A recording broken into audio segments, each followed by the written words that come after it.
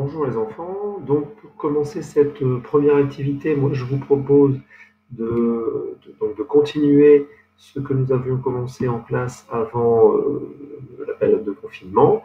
On avait commencé en classe vendredi si je me souviens bien.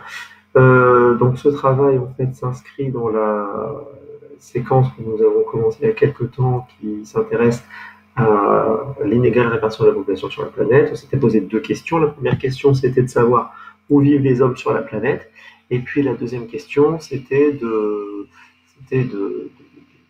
savoir pourquoi la population est inégalement répartie sur la planète. Donc pour pouvoir répondre à la deuxième question, je vous avais distribué un grand lot que vous voyez ici s'afficher sur votre écran. Donc ce grand tableau est composé donc de 6 colonnes. La première colonne, vous avez la liste des foyers de population et des déserts humains que nous avions placés sur le planisphère.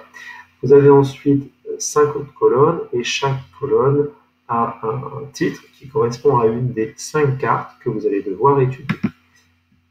Une carte sur les grands ensembles du relief. Si je mets deux documents, voilà.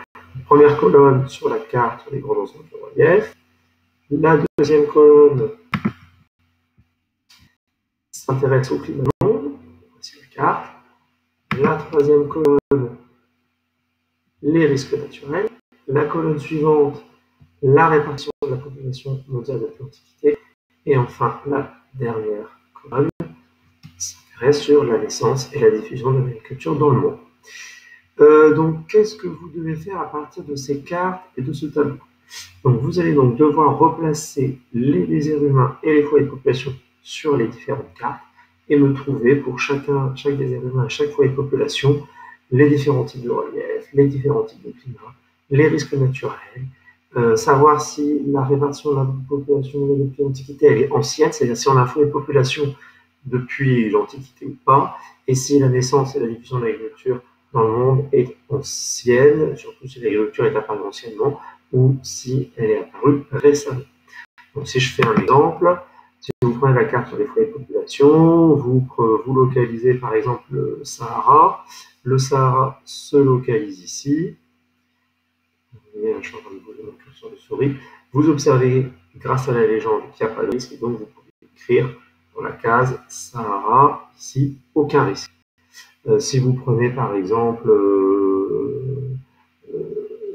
l'Europe, bassin méditerranéen, eh bien vous observez qu'il y a plusieurs risques grâce à la légende que vous avez ici.